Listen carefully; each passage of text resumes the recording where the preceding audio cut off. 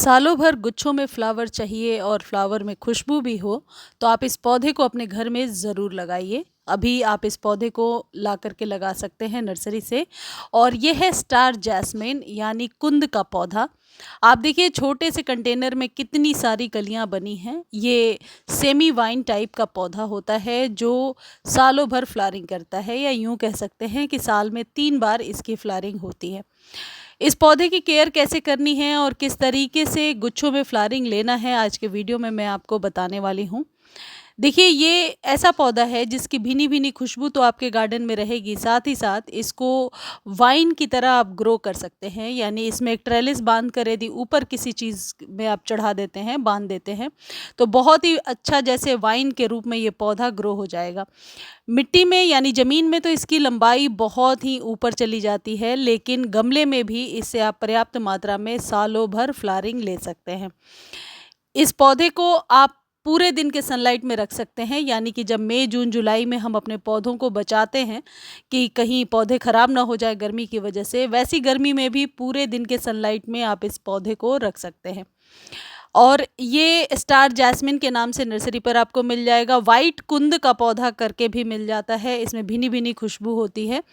इस पौधे की केयर बहुत ही आसान है। आप यदि लेकर आते हैं तो गमले में 8 से 12 इंच के बीच के कंटेनर में लगा सकते हैं।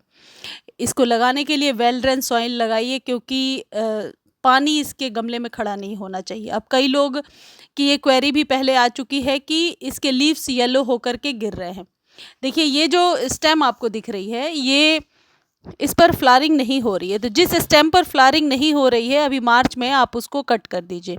और यदि पत्तियां पीली हो रही हैं या फूल खिलने के पहले सूख रहे हैं तो आप पानी ज़्यादा दे रहे होंगे। वीक में सिर्फ 2 बार इसे पानी दीजिए। ओवर वाटर की वजह से ये पौधा ख़राब हो जाता है। ये ड्राउट रेजिस्टेंट प्लांट है, इसे ज़्यादा पानी की ज़रूरत नहीं पड़ती है। इस पौधे पर यदि आप थोड़ी थोड़ी प्रूनिंग करते रहेंगे, जैसे हम मोगरा पर करते हैं, मोगरा पर भी हम जैसे फ्लावरिंग हो जाती है तो 2 इंच नीचे से कट कर देते हैं तो फिर न्यू स्टेम आती है। एग्जैक्टली उसी तरीके से आपको केयर करना है। स्टार के फ्लावर जब खिल जाएं तो आप प्रून कर दीजिए। प्रूनिंग के थ्रू इस पौधे पर आप बहुत ही अच्छी फ्लावरिंग ले सकते हैं। अब अगली इंपॉर्टेंट बात ये करते हैं कि जिन भी पौधों पर गुच्छों में फ्लावरिंग खिलता है, निश्चित तौर पर उन पौधों पर मिलीबग्स या माइट्स वगैरह का अटैक होता है। तो इससे बचने के लिए हर एक 15 दिनों पर 1 चम्मच फंजीसाइड पानी में डालकर आप स्प्रे कर सकते हैं। या दूसरा बहुत ही बेहतरीन तरीका है कि 1 चम्मच शैम्पू या डिश वॉश सोप को पानी में डालिए और उससे स्प्रे कर दीजिए। इससे पौधे की मिट्टी को कोई नुकसान नहीं होगा, पौधे को कोई नुकसान नहीं होगा, लेकिन पौधा आपका स्वस्थ रहेगा। यदि पौधे की पत्तियां पीली हो रही हैं तो निश्चित तौर पर आप पानी ज़्यादा दे रहे हैं, पानी कम दीजिए और पौधे को पूरे दिन के सनलाइट में रखिए।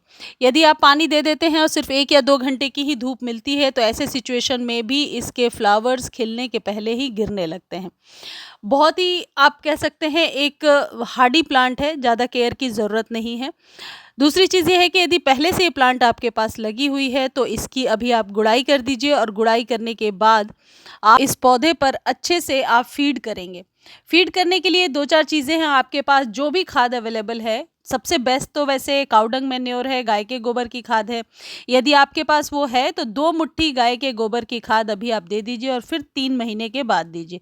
3-3 महीने पर ही आप इसे फर्टिलाइज़ कीजिए तो आप देखेंगे कि रिजल्ट बेहतर मिल रहा है।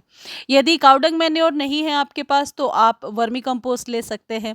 सरसों की खली वाला खाद अभी आप नहीं डालेंगे इसमें। और भी कोई खाद है आपके पास, जैसे पोटाश है तो वो 1 चम्मच दे सकते हैं। 3 या 4 दाने आप डीएपी के दे सकते हैं और फिर ऊपर से आप पानी दे दीजिए। कभी भी खाद दीजिए उसके बाद, खाद देने के बाद खासकर गर्मियों में ऊपर से पानी देना ज़रूरी है, ताकि पौधा जो है वो एक तो आपने जो खाद दिया है उसकी गर्माहट को झेल सके, क्योंकि ये पूरे दिन धूप में रहने वाला पौधा है, प्लस रूट्स तक जो खाद है वो बहुत ही जल्दी इस प्रोसेस से पहुंच जाता है। इस तरीके से आप इस कुंद के पौधे की केयर कर सकते हैं और बहुत ज़्यादा फ्लावरिंग ले सकते हैं। अब बात कर लेते हैं कि इसकी कटिंग कब लगाई जा सकती है। देखिए अभी स्प्रिंग के सीज़न में यानी मार्च में और रेनी सीज़न में आप इसकी कटिंग आसानी से लगा सकते हैं। कोई भी एक पुरानी स्टेम ले लीजिए, जैसे ये बहुत पतली स्टेम है, ये नहीं। नीचे से कोई भी पुरानी स्टेम लीजिए और उसे थोड़ा-सा तिरछा कट कीजिए और सेम इसी मिट्टी में दबा दीजिए। आप देखेंगे 10 से 15 दिनों में ही इसके रूट्स बन आए हैं। जब कभी भी आप किसी पौधे की कटिंग लगाते हैं तो इस बात का ध्यान रखें कि उसकी सॉइल सूखनी नहीं चाहिए, सॉइल में मॉइस्चर ज़रूर बना रहे। और जब 10 से 15 दिन हो जाए कटिंग लगाए हुए, तो 1 चम्मच एप्सम सॉल्ट को आप पानी में डालिए और उससे स्प्रे कर दीजिए। 3 दिन के बाद वापस उस प्रोसेस को आप रिपीट कीजिए। इससे क्या होगा, पत्तियाँ जल्दी आएँगी और रूट्स का एक्सपेंशन बहुत ही जल्दी हो जाएगा। इस तरीके से आप इस पौधे की कटिंग लगा सकते हैं। मुझे उम्मीद है जानकारी आपको अच्छी लगी होगी। जानकारी अच्छी लगती है तो चैनल को लाइक, शेयर, सब्सक्राइब कीजिए और मेरे 2 और चैनल हैं जिन पर डिफरेंट टाइप के कंटेंट हैं, जिन्हें देखने के लिए आप चेकआउट कर सकते हैं और लिंक डिस्क्रिप्शन में दिया हुआ है। धन्यवाद।